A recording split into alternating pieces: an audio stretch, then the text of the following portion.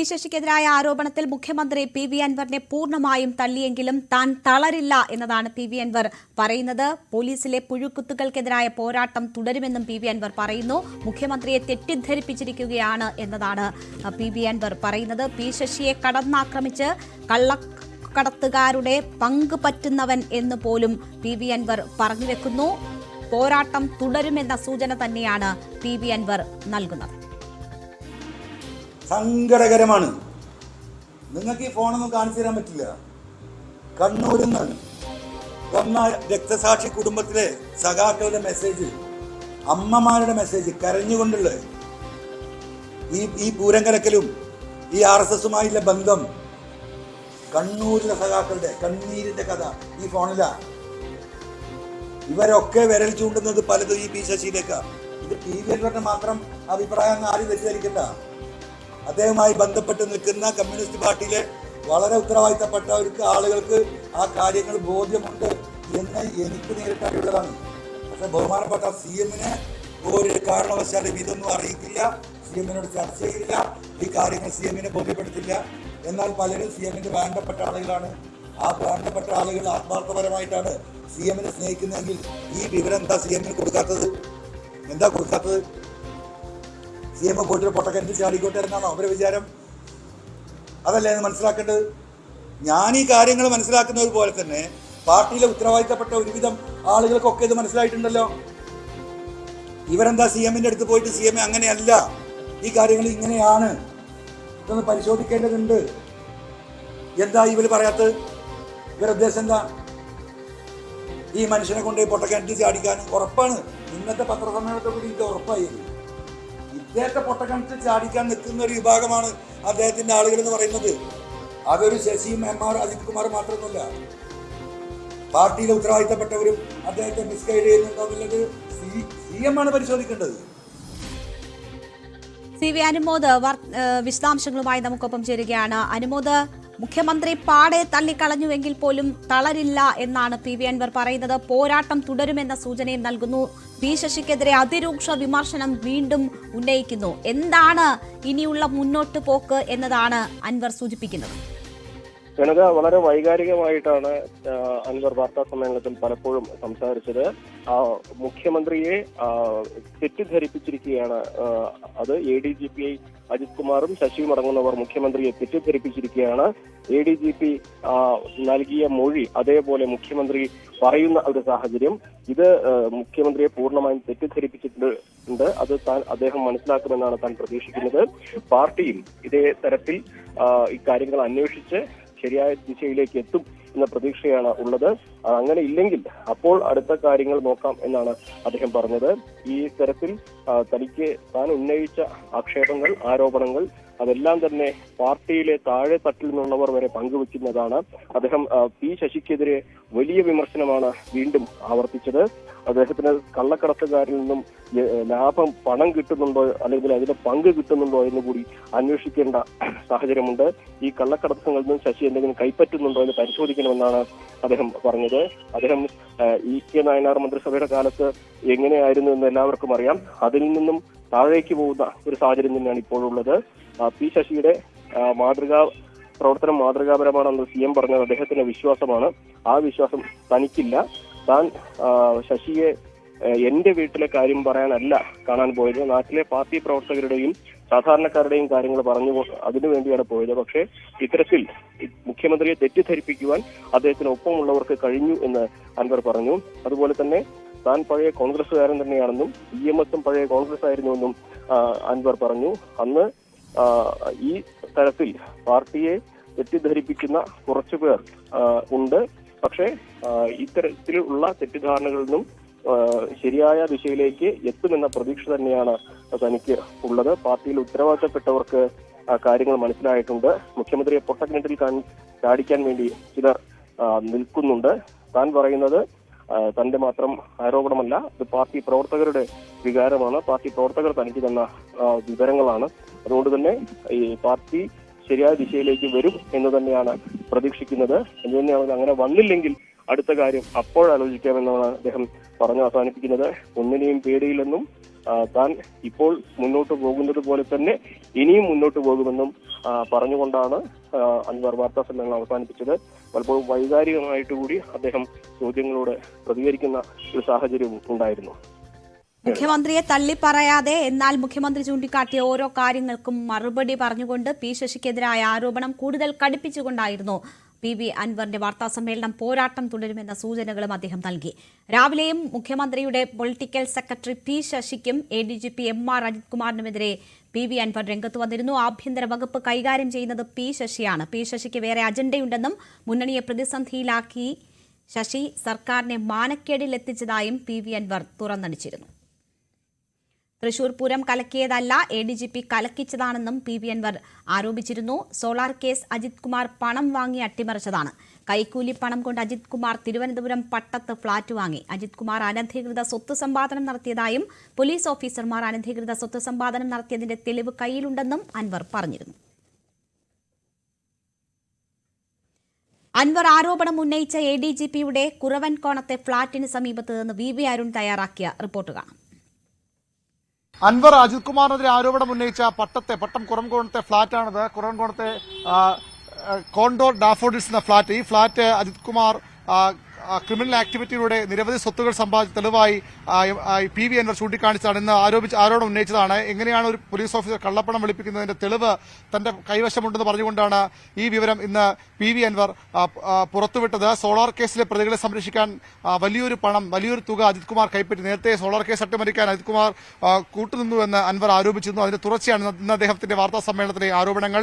2016 ഫെബ്രുവരി 19 ഒരു ഫ്ളാറ്റ് അജിത് കുമാർ വാങ്ങി. 10 ദിവസം കഴിഞ്ഞ് അത് മറിച്ചുവിറ്റു. 33,08,000 രൂപയ്ക്കാണ് ഫ്ളാറ്റ് വാങ്ങിയത്. പിന്നീട് 65 ലക്ഷത്തിന് മറിച്ചുവിറ്റു എന്ന ആരോപണമാണ് PV അൻവർ ഉന്നയിച്ചത്. ആ ഫ്ളാറ്റാണ് നമ്മളിപ്പോൾ ഈ ദൃശ്യങ്ങളിൽ ഉള്ളത്.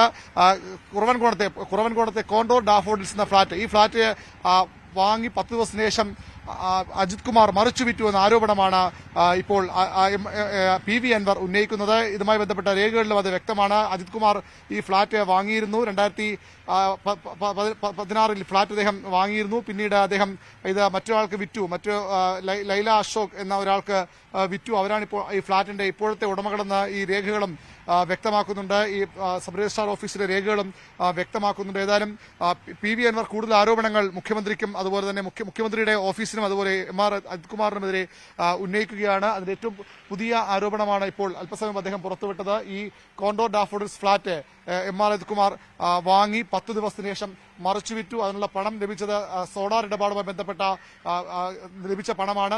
സോളാർ കേസ് ഈ കേസ് അട്ടിമറിച്ചതിനുള്ള പ്രതിഫലമായി കിട്ടിയ കേസാണ് എന്ന ആരോപണമാണ് ഇപ്പോൾ ഇദ്ദേഹം ഉന്നയിക്കുന്നത്, അൻവർ ഉന്നയിക്കുന്നത്.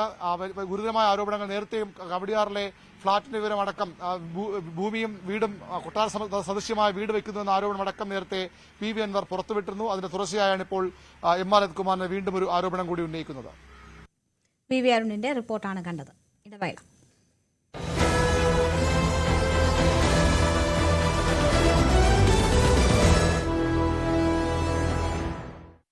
ഒരു പക്ഷേ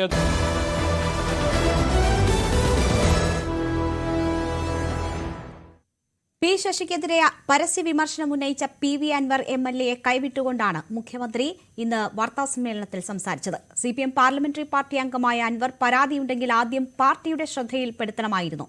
സംസാരിക്കുന്ന കാര്യങ്ങൾ റെക്കോർഡ് ചെയ്ത് മാധ്യമങ്ങളിലൂടെ പുറത്തുവിടുന്നത് പൊതുപ്രവർത്തകന് ചേർന്നതല്ലെന്നും മുഖ്യമന്ത്രി വിമർശിച്ചു. അൻവറിന് ഇടതുപക്ഷ പശ്ചാത്തലമില്ലെന്നും വന്ന വഴി കോൺഗ്രസിന്റേതാണെന്നും മുഖ്യമന്ത്രി പറഞ്ഞു. അൻവർ പരാതി തന്നു. പോലീസ് മേധാവിയുടെ പരാതി തരുന്നതിന് മുൻപ് തന്നെ അദ്ദേഹം പരസ്യമായി ചാനലുകളിൽ ദിവസങ്ങളോളം പറഞ്ഞുകൊണ്ടിരുന്നപ്പോൾ, ഒരു ദിവസം പറഞ്ഞു, പിറ്റേ ദിവസവും പറഞ്ഞു, അങ്ങനെ വന്നപ്പോൾ അദ്ദേഹം ഉയർത്തിയ പ്രശ്നങ്ങളെക്കുറിച്ച് അന്വേഷിക്കുന്നതിന് സംസ്ഥാന പോലീസ് മേധാവിയുടെ നേതൃത്വത്തിൽ പ്രത്യേക സംഘത്തെ തന്നെ നിയോഗിക്കുകയുണ്ടായി.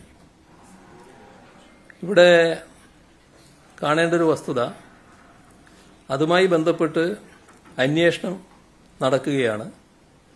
ആ അന്വേഷണത്തിന്റെ ഭാഗമായി ഉചിതമായ നടപടി സർക്കാർ സ്വീകരിക്കുമെന്ന് നേരത്തെ തന്നെ വ്യക്തമാക്കിയിട്ടുള്ളതാണ്. ആഭ്യന്തര വകുപ്പിനും തന്റെ ഓഫീസിനുമെതിരായ വിമർശനങ്ങളിൽ പോർമുഖം തുറന്ന മുഖ്യമന്ത്രി പി ശശിയെ ചേർത്ത് പിടിച്ചും PV അൻവറിനെ തള്ളിക്കളഞ്ഞും അൻവറിന്റെ ഉദ്ദേശത്തിൽ സംശയം പ്രകടിപ്പിച്ചുമാണ് മുഖ്യമന്ത്രി സംസാരിച്ചത്. തന്റെ പൊളിറ്റിക്കൽ സെക്രട്ടറിയുടേത് മാതൃകാപരമായ പ്രവർത്തനമാണെന്നും ഒരു തരത്തിലുള്ള തെറ്റായ കാര്യവും ശശിയുടെ ഭാഗത്തുനിന്നും ഉണ്ടായിട്ടില്ല എന്നുമാണ് നിലപാട്. അൻവർ ശശിക്കെതിരെ ഉന്നയിക്കുന്ന ആരോപണങ്ങൾക്ക് പിന്നിൽ പ്രതികാരമാണെന്നും മുഖ്യമന്ത്രി പറഞ്ഞു. അദ്ദേഹം CPIM-ന്റെ സംസ്ഥാന കമ്മിറ്റി അംഗമാണ്. പാർട്ടി നിയോഗിച്ച് എന്റെ ഓഫീസിൽ പൊളിറ്റിക്കൽ സെക്രട്ടറിയായി അദ്ദേഹം പ്രവർത്തിക്കുകയാണ്. മാതൃകാപരമായ പ്രവർത്തനമാണ് അദ്ദേഹം നടത്തുന്നത്. ഒരു തരത്തിലുള്ള തെറ്റായ കാര്യവും അദ്ദേഹത്തിന്റെ പക്കലില്ല. ആര് പറഞ്ഞാലും അതെല്ലാം അവജ്ഞയോട് തള്ളിക്കളയുന്നു എന്നുള്ളതേ ഉള്ളൂ. ഒരു പരിശോധനയും അക്കാര്യത്തിൽ ആവശ്യമില്ല. ADGP MR അജിത് കുമാറിന് കവചമൊരുക്കിയും മുഖ്യമന്ത്രി പിണറായി വിജയൻ. ആരോപണത്തിന്റെ പേരിൽ മാത്രം ഒരാൾക്കെതിരെയും നടപടിയെടുക്കില്ലെന്ന് മുഖ്യമന്ത്രി പറഞ്ഞു. RSS കൂടിക്കാഴ്ചയുടെ പേര് പറഞ്ഞ് മുന്നണിയിലെ കക്ഷികളെ തമ്മിൽ തെറ്റിക്കാൻ മാധ്യമങ്ങൾ ശ്രമിക്കേണ്ടെന്നും മുഖ്യമന്ത്രി പറഞ്ഞു. DGPയുടെ നേതൃത്വത്തിലുള്ള അന്വേഷണ സംഘത്തിന്റെ നടപടികളും വിജിലൻസ് അന്വേഷണവും നേരിടുമ്പോഴാണ് MR അജിത് കുമാറിനെ പരിപൂർണമായി സംരക്ഷിച്ചുള്ള നിലപാട് മുഖ്യമന്ത്രി സ്വീകരിച്ചത്. MR അജിത് കുമാറിനെ മുഖ്യമന്ത്രി സംരക്ഷിക്കുമ്പോൾ അവിടെ ആ ഒരു സംരക്ഷണം മാത്രമല്ല, PV അൻവറിനെ തള്ളിക്കൊണ്ടാണ് ഓരോ കാര്യത്തിലും MR അജിത് കുമാറിന് മുഖ്യമന്ത്രി കവചമൊരുക്കിയതെന്നതും ശ്രദ്ധേയമാണ്. പ്രധാനമായ ആരോപണം സ്വർണ്ണക്കടത്ത് സംഘങ്ങൾ കൊണ്ടുവരുന്ന സ്വർണത്തിൽ നിന്ന് തട്ടിയെടുക്കുന്നു, അതിൻ്റെ ഒരു വലിയ വിഹിതം തട്ടിയെടുക്കുന്നു എന്ന ആരോപണം. അതിൽ തന്നെ മുഖ്യമന്ത്രി കാര്യങ്ങൾ വിശദീകരിച്ചത് ഇങ്ങനെയാണ്: സ്വർണം കൊണ്ടുവരുന്നത് പല വസ്തുക്കളിൽ ചേർത്താണ്. അതിൽ നിന്ന് ഉരുക്കി സ്വർണം മാറ്റുമ്പോൾ അതിലെ ഭാരത്തിൽ വ്യത്യാസം വരും. അതുതന്നെ PV അൻവറിനുള്ള ഏറ്റവും പ്രധാനപ്പെട്ട മറുപടിയായി. മറ്റൊന്ന്, ആരോപണത്തിൻ്റെ പേരിൽ ഏതെങ്കിലും ഒരു ഉദ്യോഗസ്ഥനെതിരെ നടപടിയെടുക്കില്ല. യൂട്യൂബ് ചാനൽ ഉടമയിൽ നിന്ന് 1.5 കോടി രൂപ കോഴ വാങ്ങി കേസൊതുക്കി എന്നതായിരുന്നു. PV അൻവറിന് ഈ യൂട്യൂബ് ചാനൽ ഉടമയുമായുള്ള തർക്കത്തെക്കുറിച്ച് എല്ലാ പേർക്കും അറിയാവുന്നതാണെന്ന ഒരു മറുപടിയാണ് ഇക്കാര്യത്തിൽ മുഖ്യമന്ത്രിയുടെ ഭാഗത്തു നിന്ന് ഉണ്ടായത്. അൻവർ പരാതി തന്നു. പോലീസ് മേധാവിയുടെ പരാതി തരുന്നതിന് മുൻപ് തന്നെ അദ്ദേഹം പരസ്യമായി ചാനലുകളിൽ ദിവസങ്ങളോളം പറഞ്ഞുകൊണ്ടിരുന്നപ്പോൾ, ഒരു ദിവസം പറഞ്ഞു, പിറ്റേ ദിവസവും പറഞ്ഞു, അങ്ങനെ വന്നപ്പോൾ അദ്ദേഹം ഉയർത്തിയ പ്രശ്നങ്ങളെക്കുറിച്ച് അന്വേഷിക്കുന്നതിന് സംസ്ഥാന പോലീസ് മേധാവിയുടെ നേതൃത്വത്തിൽ പ്രത്യേക സംഘത്തെ തന്നെ നിയോഗിക്കുകയുണ്ടായി. ആ അന്വേഷണത്തിന്റെ ഭാഗമായി ഉചിതമായ നടപടി സർക്കാർ സ്വീകരിക്കുമെന്ന് നേരത്തെ തന്നെ വ്യക്തമാക്കിയിട്ടുള്ളതാണ്. ഒരു മുൻവിധിയോടെയും ഈ കാര്യത്തെ സമീപിക്കുന്നില്ല.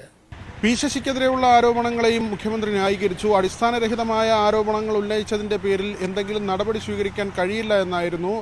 മാത്രമല്ല, RSS നേതാക്കളുമായി MR അജിത് കുമാർ കൂടിക്കാഴ്ച നടത്തിയെന്ന PV അൻവറിന്റെ ആരോപണം തനിക്ക് വേണ്ടി ഏതെങ്കിലും ഒരാളെ ഇടനില വിടേണ്ട ആവശ്യമില്ല, പോലീസുകാരെ ഉപയോഗിച്ച് അങ്ങനെ ഇടനില വർത്തമാനം നടത്തിയത് പണ്ട് UDF-കാരായിരുന്നു. അക്കാര്യങ്ങൾ മുഖ്യമന്ത്രി വിശദീകരിക്കുകയും ചെയ്തു. IDGP RSS നേതാക്കളെ കണ്ടത് എന്റെ ഇടനിലക്കാരനായിട്ടാണ് എന്നാണല്ലോ നിങ്ങൾ പലരും പറയാൻ വേണ്ടി ശ്രമിച്ചത്. രാഷ്ട്രീയ ദൌത്യവുമായി പോലീസിനെ അയക്കുന്ന പരിപാടി ഞങ്ങളുടേതല്ല. എന്നാൽ തൃശൂർ പൂരം അലങ്കോലമായതുമായി ബന്ധപ്പെട്ട മുഖ്യമന്ത്രിയുടെ വാക്കുകളിൽ അവ്യക്തത വ്യക്തമായിരുന്നു. ഇതുവരെ ആ റിപ്പോർട്ട് ചോദിച്ചിരുന്നില്ല, ഇപ്പോൾ ചോദിച്ചിട്ടുണ്ട്. 24-ന് ആ റിപ്പോർട്ട് ലഭിക്കുമെന്നാണ് മുഖ്യമന്ത്രി പറഞ്ഞത്. എന്തുകൊണ്ട് ഇത്രയധികം കാലതാമസമുണ്ടായി എന്ന കാര്യത്തിൽ മുഖ്യമന്ത്രിയുടെ ഭാഗത്തു നിന്ന് കൃത്യമായ ഒരു മറുപടി ഉണ്ടായില്ല. ജനങ്ങളെ പൊട്ടന്മാരാക്കുകയായിരുന്നുവെന്നാണ് രമേശ് ചെന്നിത്തലയുടെ പ്രതികരണം. നേരത്തെ തന്നെ ആ അന്വേഷണം പൂർത്തിയാക്കേണ്ടതായിരുന്നു. അത് കുറച്ചുകൂടി സമയം വേണമെന്ന് പറഞ്ഞിട്ട് കഴിഞ്ഞ ഒരാഴ്ച മുമ്പ് എൻ്റെ മുന്നിലൊരു കടലാസ് വന്നു. അപ്പോൾ ഞാനതിൽ പറഞ്ഞു 24-ാം തീയതിക്ക് മുൻപായി ഈ അന്വേഷണം പൂർത്തിയാക്കി റിപ്പോർട്ട് നൽകിയിരിക്കണം എന്ന് പറഞ്ഞുകൊണ്ട് ഉത്തരവിട്ടിട്ടുണ്ട്. DGPയുടെ നേതൃത്വത്തിലുള്ള അന്വേഷണ റിപ്പോർട്ടും വിജിലൻസ് റിപ്പോർട്ടും വരുന്നതുവരെ അജിത് കുമാർ സുരക്ഷിതനായിരിക്കുമെന്ന് മുഖ്യമന്ത്രിയുടെ വാക്കുകളിൽ നിന്ന് വ്യക്തമായി. VV Vinod, news 18, Thiruvananthapuram. മറ്റു വാർത്തകളിലേക്ക്. ഷിരൂരിലെ ഗംഗാവലി പുഴയിൽ അർജുനായുള്ള ഇന്നത്തെ നിർണായക തെരച്ചിൽ ഈശ്വർ മാൽപെ അവസാനിപ്പിച്ചു. 2 ടയറുകളും ഒരു വാഹനത്തിന്റെ മുൻഭാഗവും പുറത്തെടുത്തു. തെരച്ചിൽ നാളെയും തുടരും.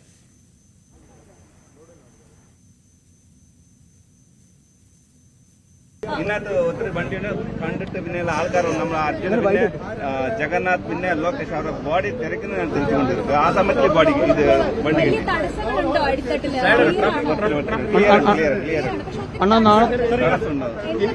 ഒരു പാറ പിന്നെ മണൽ ഒത്തിരി ഉണ്ട് അവിടെ ബുദ്ധിമുട്ടാണ്.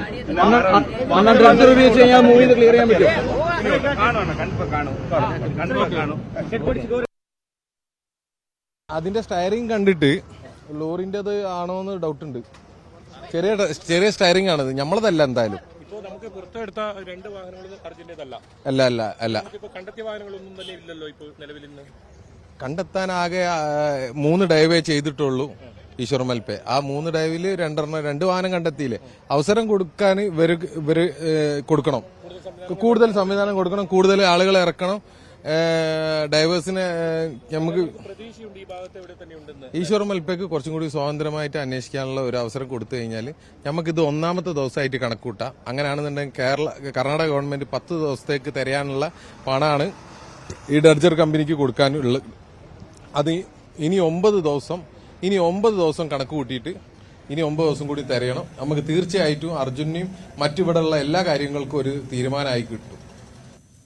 മണ്ണിടിച്ചിലിൽ കാണാതായ അർജുൻ ഉൾപ്പെടെ 3 പേർക്കായുള്ള തെരച്ചിൽ ഇന്ന് ഏറെ പ്രതീക്ഷയാണ് ഉണ്ടായതെങ്കിലും വൈകിട്ടാകുമ്പോഴേക്കും അത് എല്ലാം നിരാശയിലേക്ക് എത്തുന്ന കാഴ്ചയാണ് കാണാൻ സാധിച്ചത്. എന്തായാലും മുങ്ങൽ വിദഗ്ധൻ ഈശ്വർ മൽപ്പ നടത്തിയ തെരച്ചിലാണ് 2 വാഹനങ്ങളുടെ ഭാഗം കണ്ടെത്തിയത്. അതിൽ ആദ്യം ലഭിച്ചത് 2 ടയറുകളാണ്. പക്ഷേ അത് അർജുന്റെ വാഹനത്തിന്റേതല്ല എന്ന സ്ഥിരീകരണം വന്നു. തൊട്ടു പിന്നാലെ സ്റ്റിയറിംഗ് മാത്രമായ ഒരു പൂർണ്ണമായും തകർന്ന നിലയിലുള്ള ഒരു വാഹനത്തിന്റെ ഭാഗം കൂടി കണ്ടെത്തി. പക്ഷേ അതും അർജുന്റേതായിരുന്നില്ല. എന്തായാലും ഇന്നത്തെ തെരച്ചിൽ വലിയ പ്രതീക്ഷയോടെയാണ് നോക്കിക്കണ്ടതെങ്കിലും അത് വൈകിട്ടാകുമ്പോഴേക്കും എല്ലാം നിരാശ ഉണ്ടാക്കുന്ന രീതിയിലേക്കാണ് കാര്യങ്ങൾ പോയത്. എന്തായാലും ഡ്രഡ്ജർ ഉപയോഗിച്ച് ഇന്ന് ഉച്ചവരെ മാത്രമേ തെരച്ചിൽ ഉണ്ടായിരുന്നുള്ളൂ. അതിനുശേഷം ഈ വാഹനത്തിന്റെ 2 ഭാഗങ്ങൾ കണ്ടതോടുകൂടി അത് പുറത്തേക്ക് എത്തിക്കാനുള്ള ശ്രമമായിരുന്നു നടന്നത്. എന്തായാലും നാളെ നടക്കുന്ന തെരച്ചിൽ അത് ഡ്രഡ്ജർ ഉപയോഗിച്ച് നേരത്തെ നേവിയും അതുപോലെ തന്നെ ഡോക്ടർ ഇന്ദ്രപാൽ റിട്ടയർഡ് മേജർ കണ്ടെത്തിയ ആ സ്ഥലം കേന്ദ്രീകരിച്ച് തന്നെ നടത്തണമെന്ന ഒരു ആവശ്യമാണ് കുടുംബം ഉന്നയിക്കുന്നത്. ജിതിനും ഒപ്പം അർജുന്റെ സഹോദരിയും അത് തന്നെയാണ് വ്യക്തമാക്കുന്നത്. ഇനി ദിവസം കളയാനില്ല, ഒരു ദിവസം ഇപ്പോൾ പോയിരിക്കുന്നു. ഇനി 9 ദിവസമാണ് ഈ തെരച്ചിലുള്ളത്. ആ ദിവസം കൃത്യമായ ഡ്രഡ്ജർ ഉപയോഗിച്ച് പരിശോധന നടത്തണമെന്ന ആവശ്യം തന്നെയാണ് കുടുംബം ഉന്നയിക്കുന്നത്. ലോറിയുടെ കുറച്ച് ഭാഗങ്ങൾ കിട്ടി, പക്ഷേ നിർഭാഗ്യവശാൽ നമ്മുടെ അത് മറ്റ് ഒരു ടാങ്കർ ലോറിയുടെ ഭാഗമായിരുന്നു. നേവി ഇത് മാർക്ക് ചെയ്ത സ്ഥലത്തല്ല ഇതുവരെ ഈ ഡ്രഡ്ജിങ് ചെയ്തത്. അത് ഒരു നിരാശാജനകമായ കാര്യമാണ്. അവിടെ ആയിരുന്നു ആദ്യം സെർച്ചിങ് നടത്തേണ്ടിയിരുന്നത്, പക്ഷേ അത് നടന്നിട്ടില്ല. നാളെ ഇനിയും അവിടെയാണ് തിരച്ചിൽ ആരംഭിക്കുക എന്നാണ് ഇപ്പം അറിയിച്ചിരിക്കുന്നത്. വന്ന സമയത്ത് അവിടെ ഒരു കാണിച്ചു തന്നിട്ടുണ്ടായിരുന്നു, അവിടെ ആയിരിക്കും നമ്മുടെ ഡ്രഡ്ജിങ് ഉണ്ടാവുക എന്നുള്ളത്. പിന്നീട് ഇങ്ങോട്ട് ഈ ഭാഗത്തേക്ക് മാറുക ചെയ്തത്. അപ്പം ഹസ്ബൻഡ് പറഞ്ഞാണ് തെരച്ചിൽ ഒരു ഭാഗത്ത് നടത്തണം, മുങ്ങിത്തെരച്ചിൽ അല്ല ഡ്രഡ്ജിങ്ങിൻ്റെത് ആ ഭാഗത്ത് നടക്കണം എന്നാണ്. ഡ്രഡ്ജിങ് വലിയ രീതിയിൽ നടന്നിട്ടില്ല. നാളെ ഈശ്വർ മൽപ്പെ നാളെ രാവിലെ തന്നെ തിരച്ചിൽ നടത്തുമെന്നാണ് വ്യക്തമാക്കിയിട്ടുള്ളത്. അദ്ദേഹം 10 ദിവസവും ഇവിടെ ഉണ്ടാകും. 3 കുടുംബങ്ങൾക്കും നൽകിയ ഉറപ്പ്, അത് ഇവരെ 3 പേരെ കണ്ടെത്തും എന്ന ഉറപ്പ് അത് താൻ പാലിക്കുമെന്നാണ് പറഞ്ഞത്. തന്നെ സ്വതന്ത്രമായി ഇവിടെ ഇത്തരത്തിൽ തെരച്ചിൽ നടത്താൻ അനുവദിക്കണമെന്ന ഒരു ആവശ്യമാണ് അദ്ദേഹം മുന്നിൽ വെച്ചത്. നാളെ കാലിലെ പിന്നെ ഞാൻ 10 നാളെയെങ്കിൽ ആ 3 നാളിലെ ബോഡി തെരച്ചിട്ട് ഞാൻ മേലെ പോകും. ഇപ്പൊ ഇത്ര കിട്ടി, ഇനി എത്ര കാണില്ല. സ്ഥലങ്ങളിലും അല്ല അർജുന്റെ ലോറി അല്ല അല്ലേ? അല്ല കൺഫേം അല്ല. ഇത് നാളെ ഉണ്ട്. നാളെ എത്ര വരെ നമുക്ക് പറയാം, അപ്പുറത്തനൊക്കെ ഞങ്ങൾ ഇവിടെ ചെയ്യും കണ്ടിപ്പായി. എന്നാലും നാളെ രാവിലെ 8 മണിയോടുകൂടി ഡ്രഡ്ജർ ഉപയോഗിച്ചുള്ള തെരച്ചിലും ഉണ്ടാകും. ഒപ്പം ഈശ്വർ മൽപ്പയും ഉണ്ടാകും. നാളത്തെ തെരച്ചിലും വലിയ പ്രതീക്ഷയോടെ തന്നെയാണ് കാണുന്നത്. ഈ ഗംഗാവലി പുഴയുടെ അടിത്തട്ടിൽ കൂടുതൽ ഇത്തരത്തിൽ വാഹനങ്ങളുടെ അവശിഷ്ടങ്ങൾ ഉണ്ട് എന്ന് തന്നെയാണ് ഈശ്വർ മൽപ്പയും വ്യക്തമാക്കുന്നത്. അങ്ങനെയാണെങ്കിൽ നാളത്തെ തെരച്ചിൽ വലിയ പ്രതീക്ഷ തന്നെയാണ്. അർജുന്റെ ലോറി ഒപ്പം അർജുനെയും കണ്ടെത്താൻ കഴിയുമോ? അത് തന്നെയാണ് ഏറ്റവും വലിയ ചോദ്യം. കഴിഞ്ഞ 2 മാസത്തിലധികമായി ചോദിക്കുന്ന ആ ചോദ്യത്തിന് ഉത്തരം നാളെ ലഭിക്കുമോ? എന്തായാലും നാളെ വലിയ തോതിൽ NDRF, SDRF സംഘങ്ങളൊക്കെ തെരച്ചിൽ ഉണ്ടാകുമെന്നാണ് അറിയിച്ചിട്ടുള്ളത്. അങ്ങനെയാണെങ്കിൽ നാളെ വൈകിട്ടോടുകൂടി ആ അർജുൻ ലോറി കണ്ടെത്താൻ കഴിയുമോ? അതാണ് ഏറ്റവും പ്രധാനം. ഷിരൂരിൽ നിന്നും അഖിൽ ഓട്ടുപാറയ്ക്കൊപ്പം KV ബൈജു, ന്യൂസ് 18. ഇന്നത്തെ സ്വർണം വെള്ളി നിരക്കുകൾ. കവിത ഗോൾഡ് ആൻഡ് ഡയമണ്ട്സ് ഇന്നത്തെ സ്വർണം വെള്ളി നിരക്കുകൾ നിങ്ങൾക്കായി സമർപ്പിക്കുന്നത് Kavitha gold and diamonds. Choose your special.